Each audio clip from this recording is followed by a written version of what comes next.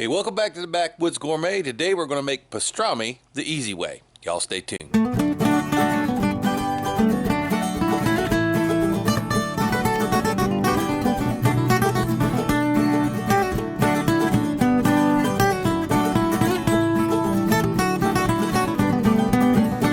Well, I guess the first thing is, what is pastrami made from? Which I didn't know till my brother, the other half of the Backwoods Gourmet barbecue team, discovered the recipe and did it last year. He said it turned out great.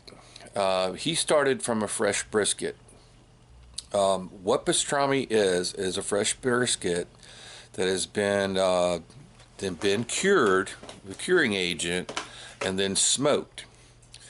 Well, yesterday was St. Patty's Day, so the stores were full of briskets leading up to St. Patty's Day, or corned beef, I'm sorry, which is a cured brisket. If y'all didn't know that, there's a little piece of information. So today they got all the corned beef.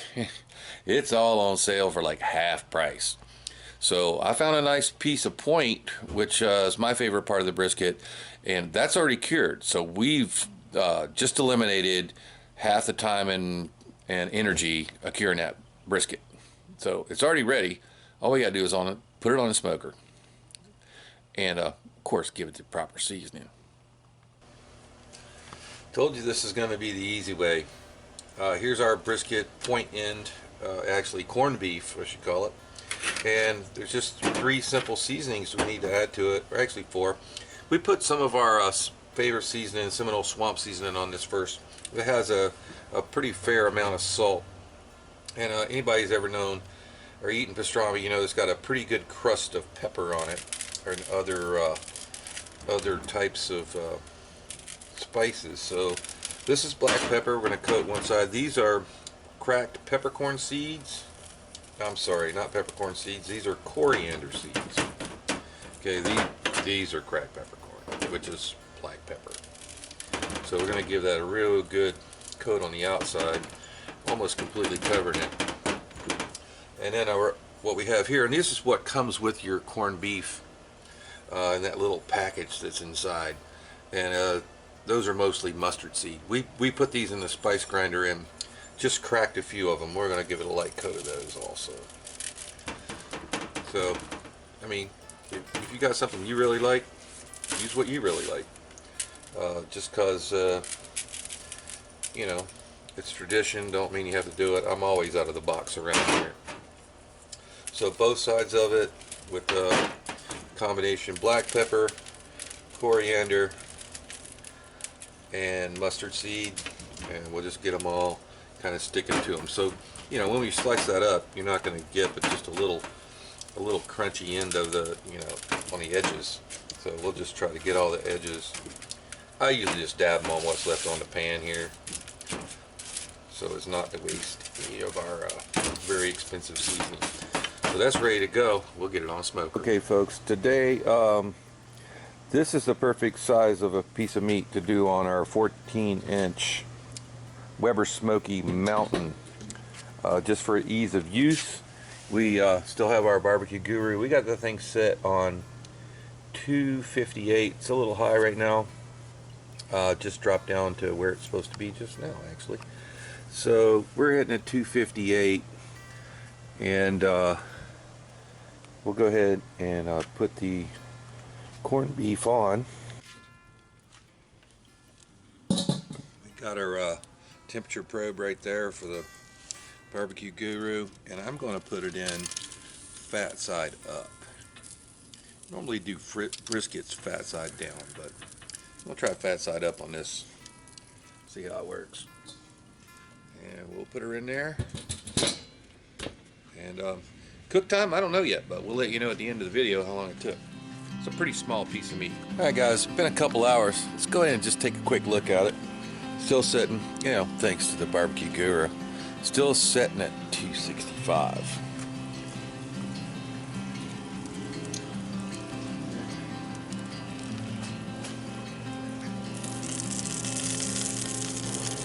Well, I think she's doing pretty good. hard to say at this point, but we're gonna let it go for a couple more hours and check the internal temp. I think we're gonna take it about 185, 195, somewhere around there, because we still want it to be sliceable. We don't want it to pull apart. So maybe even less than that. This is a work in progress. Hey guys, as you might can tell, it's getting kind of late, getting dark already. I've had that corned beef on the smoker now for about 4 hours. Didn't start it till late. It's stalled, just like every other brisket does. So what we're going to do right now is going to go ahead and take it off of there, wrap it in some foil, and put it back on.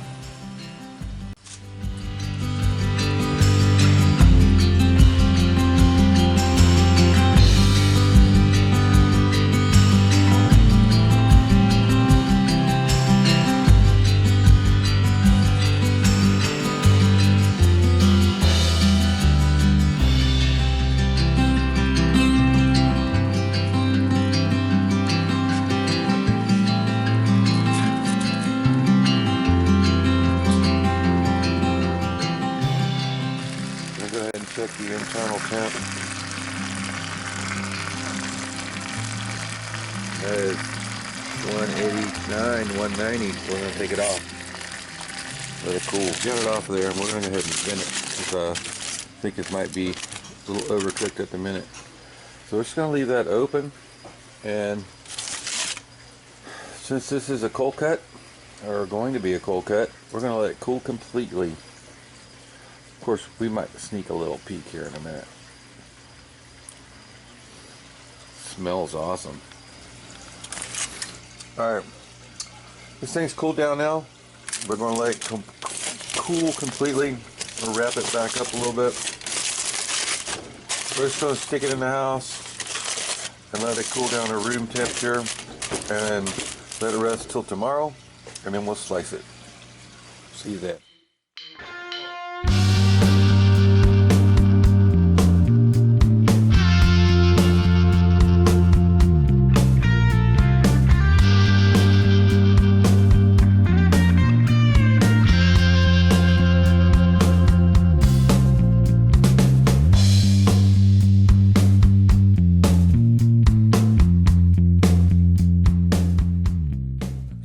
I just got back from the grocery store. I look at that in the deli, $12.99 a pound.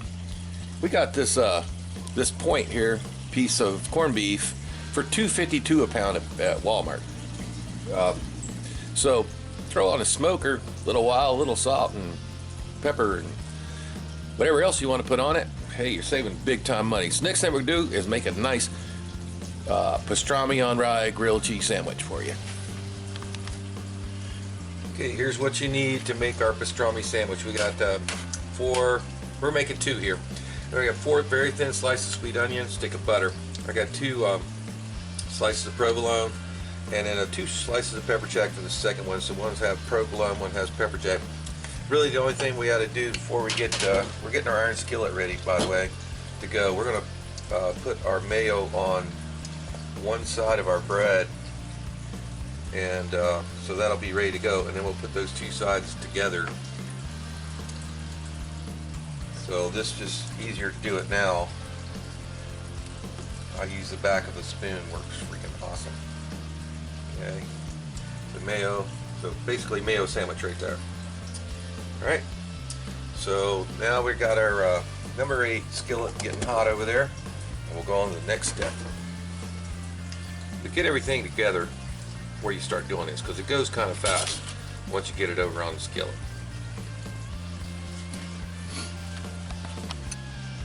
The biggest thing here, make sure your pan isn't too hot. We're going to start with 2 pats of butter.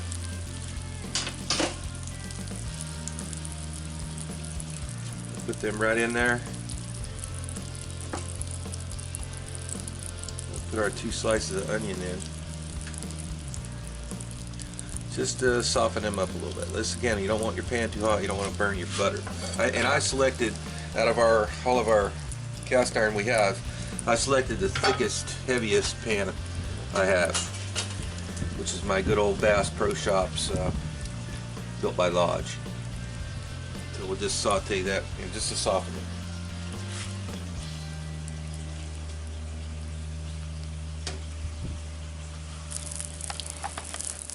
Okay, we just flipped our onions on top of our bread, mayo side up. Here's the assembly: provolone, 2 slices of our homemade pastrami, just get them all the way on there, another slice of cheese, 2 more pastrami slices, and the other side of our bread mayo down. Now we're just going to brown the bread. We want to be on a really medium-low heat so that it doesn't burn our bread before our cheeses melt. Every once in a while, I'm going to take our big flipper and go around there and look at it. Just check on her. Looking pretty good. So another pat of butter. Sizzle a little bit, and we'll flip this baby right on top of that melting butter. The wind's blowing today, so my pan is not toasting quite evenly, so we'll just keep moving it around, make sure it cooks evenly.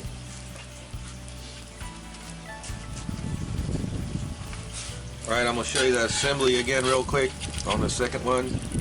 All we did was put our bread down, flip our onions on top of it. These are kind of broken up, so we'll have to fish them out of there. But no biggie. Just want to get a little color and a little softness on your onions first, so that you're not, don't have raw onions on there.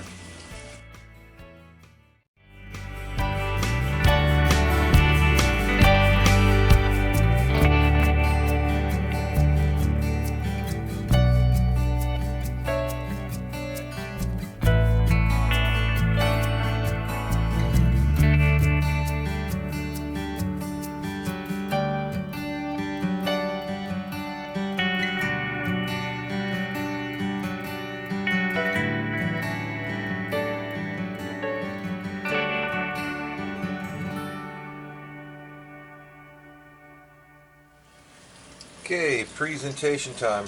Now I know one of these is for my wife because it's the non-spicy one. So we're going to go whole hog on this one. So I'm going to go ahead and I'm going to cut it in I'm going to cut it both ways. Alright. You need a very sharp knife for this. You got cheese, all that pastrami. Just make sure you cut all the way through.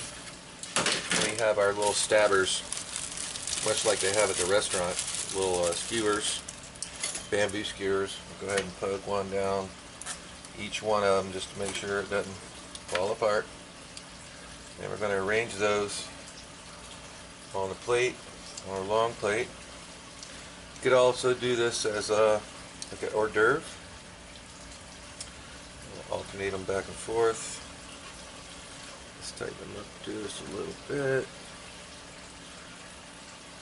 Okay, and down at the end here, we have our little bowl. So we're going to go ahead and put just a little bit of our sriracha butter sauce on the bottom of that. And then I've made a quick cherry tomato salad. This is just salt, pepper, garlic, olive oil, and oregano. So that'll be a little nip there, and the rest of this dressing. We'll just drop that over the plate, and the spaces in between them. Okay, pretty nice. Maybe a little of that sauce right over the top. That's you're going to see it. Okay, that's one presentation. Now we'll go more to the good old traditional. If you don't want to do it that fancy, we're just going to cut it, put it on the plate, just like that.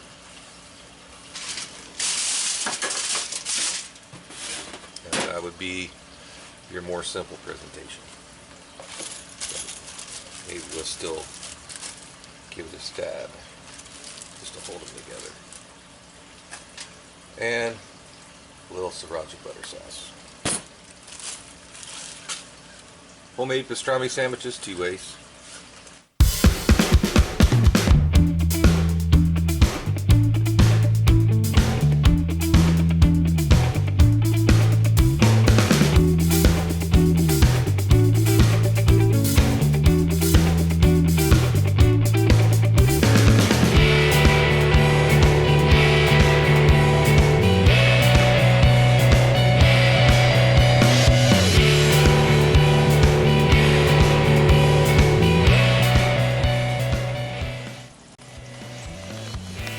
Hey, thanks for watching the Backwoods Gourmet. The lunch was great. That pastrami, really awesome. So, hey, when you see those corned beefs down there on sale after St. Patty's Day, grab up a couple, throw them on a smoker, make your homemade pastrami. Hey, and those sandwiches, man, were really awesome.